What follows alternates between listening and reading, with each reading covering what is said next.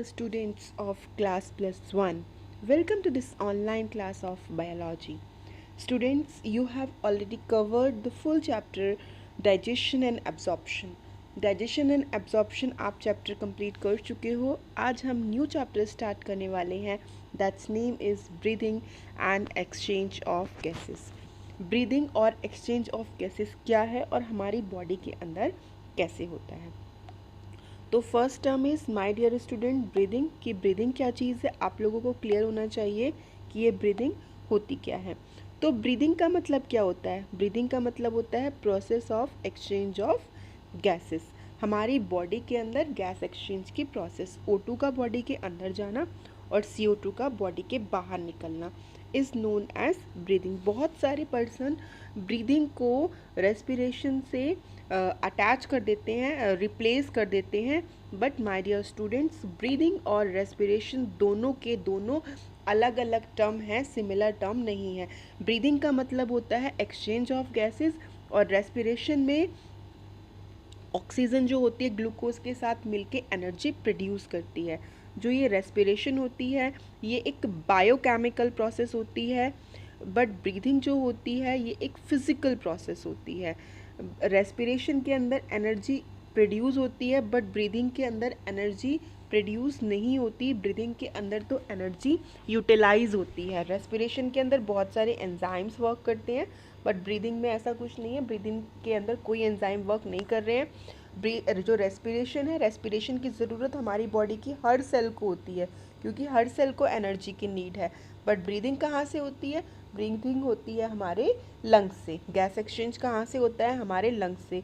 तो यहाँ पे ये चीज़ इम्पोर्टेंट है. आपको ब्रीदिंग और रेस्पिरेशन के अंदर डिफरेंस क्लियर होना चाहिए. CO2 हमारी बॉडी के बाहर निकलती है, O2 हमारी बॉडी के अंदर आती है. O2 यूज़फुल है और CO2 हार्मफुल है. It's very very clear to you. यहाँ पे जो इम्पोर्टेंट चीज़ है वो है difference between breathing and respiration. That's clear to you. And the next topic is respiratory organs. कि जो रेस्पिरेटरी ऑर्गन होते हैं वो ऑर्गन्स जिनके थ्रू रेस्पिरेशन होता है. तो ये ऑर्गन्स जो होते हैं individual to individual, animal group to animal group differ करते हैं. ऐसा नहीं है कि अगर ह्यूमन बीइंग के अंदर लंग्स रेस्पिरेटरी ऑर्गन है तो सभी की बॉडीज़ के अंदर रेस्पिरेटरी ऑर्गन लंग्स ही होगा. बहुत सारे इन्वर्टिब्रेट्स होते हैं, स्पॉन्जेस, सीलेंट्रेट, फ्लैटवर्म.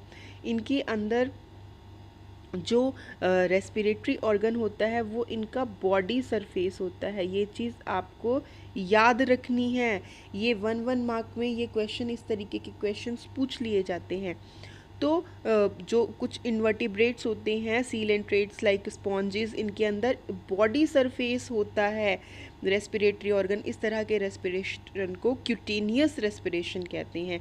जो अर्थवर्म होते हैं, इंसेक्ट्स होते हैं, इनके अंदर क्या हो रहा है, इनके अंदर ट्रेकियल ट्यूब के थ्रू रेस्पिरेशन हो रहा है. तो इस तरह के रेस्पिरेशन को ट्रेकियल रेस्पिरेशन बोल रहे हैं. जो एक्वेटिक ऑर्गेनिजम्स हैं उनमें जो रेस्पिरेशन होता है वो गिल्स के थ्रू होता है. जो टेरेस्ट्रियल ऑर्गेनिज्म है उनके अंदर रेस्पिरेशन मोस्टली लंग्स के थ्रू होता है. तो ये चीज़ें आपको क्लियर होनी चाहिए कि कौन से ऑर्गेनिज्म में किस तरह का रेस्पिरेशन हो रहा है. जो यहाँ पे अलग सा एग्जाम्पल है वो है फ्रॉग का. जो फ्रॉग है वो जब उस पे होता है, जब वो लैंड पे होता है तो वो रेस्पिरेशन करता है लंग्स के थ्रू. और जब वो पानी में होता है तो वो रेस्पिरेशन करता है अपनी स्किन के थ्रू.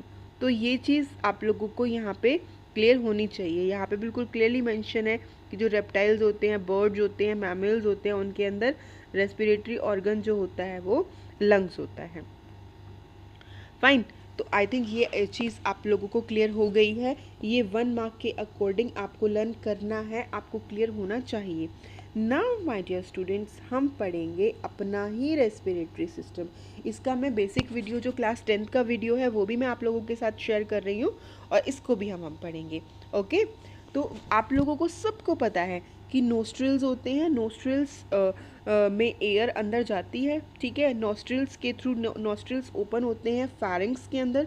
जो फर्स्ट पार्ट है वो नेज़ल है, सेकंड पार्ट जो होता है वो फैरिंग्स होता है। फैरिंग्स कॉमन पैसेज होता है जहाँ पे फूड भी जाता है और जहाँ पे एयर भी जा सकती है, दोनों के लिए कॉमन पैसेज है। जो ये फैरिंग्स है, ये फैरिंग्स लीड करता है ट्रेकिया को वाया लैरिंग्स, ठीक है, pharynx then larynx then trachea. जो ये लैरिंग्स होता है, larynx that is known as sound box, इसको साउंड बॉक्स भी बोलते हैं। और जो ट्रेकिया होती है इसको बोलते हैं एयर पाइप, जहाँ से एयर पास ऑन होती है। तो यहाँ पे मैं आप लोगों को अब ये सारी चीज़ें बताऊँगी डायग्राम के थ्रू। ये डायग्राम हम लोग देख रहे हैं, देखो यहाँ पे क्या है, मैंने आपको नोज़, फैरिंग्स और लैरिंग्स का ऑलरेडी बता दिया है। क्या होता है जब हम खाना खाते हैं तो खाना हमारा कहाँ जाता है, खाना हमारा फूड पाइप के अंदर जाता है। ये क्या है, दैट इज़ फूड पाइप। यहाँ पे हम लोग खाना खा रहे हैं तो खाना फूड पाइप में जा रहा है, ठीक है। एक और पाइप हमारी बॉडी के अंदर है जिसका नाम है विंड पाइप, जिसको हम ट्रैकिया भी बोल रहे हैं। तो जब ये खाना हम यहाँ इस वाले पाइप में जा रहा है तो ऐसा भी हो सकता है कि ये खाना जो है इस पाइप में ना जाके इसमें चला जाए। तो इसको रोकने के लिए यहाँ पे क्या है, यहाँ पे एक फ्लैप लाइक स्ट्रक्चर है जिसको बोला जाता है एपिग्लोटिस। अभी ये आपको क्लियर हो गया होगा, 10th वाले डायग्राम में ये क्लियर नहीं है बट अभी यहाँ पे ये क्लियर है। ग्लोटिस की जो कवरिंग होती है उसको बोलते हैं एपिग्लोटिस, ग्लोटिस इसके अंदर है।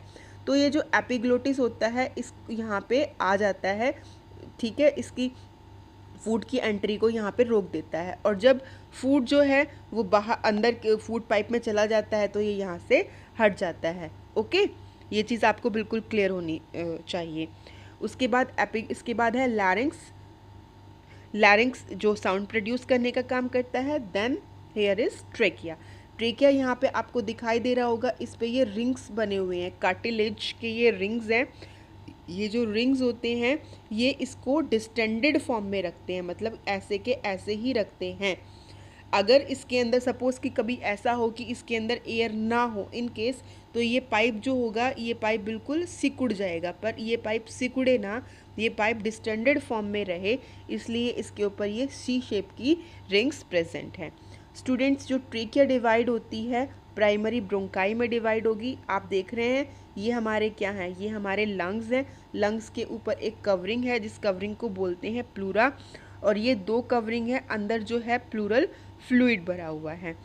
ये ट्रैकिया जो है डिवाइड हुआ है दो पार्ट्स में, that is primary bronchi. Primary bronchi divide हो जाता है, देख रहे हैं यहाँ पे सेकेंडरी, सेकेंडरी टर्शरी में डिवाइड हो जाता है।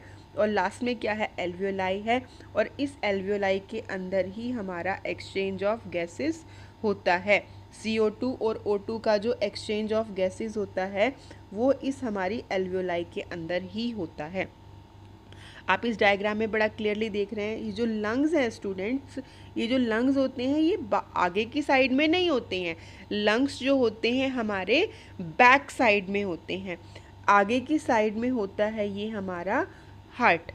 ओके, जो ये लंग्स होते हैं हमारे लंग्स होते हैं पीछे की साइड। आपने देखा होगा जब आपको कभी कफ हो जाती है बहुत ज़्यादा तो डॉक्टर आपके हार्ट पे भी स्टेथोस्कोप रखता है और बैक साइड में भी स्टेथोस्कोप रखता है, तो वो लंग्स की साउंड सुनने के लिए बैक साइड में स्टेथोस्कोप रखता है।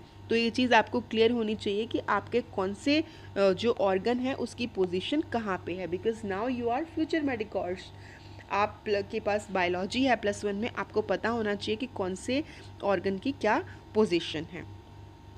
स्टूडेंट, ये डायफ्राम है, ये रेस्पिरेशन में हेल्प करती है। इसकी फर्दर एक्सप्लेनेशन जो है स्टूडेंट्स रेस्पिरेटरी सिस्टम की, वो हम फर्दर वीडियोस में पढ़ेंगे। इस वीडियो में इतना ही। अगर आपको क्लियर है ये टॉपिक तो आप थम्स अप ज़रूर दें, आप लाइक बटन को हिट ज़रूर करें, और अगर आपको कोई डाउट है तो आप कमेंट सेक्शन में लिखें। Thank you.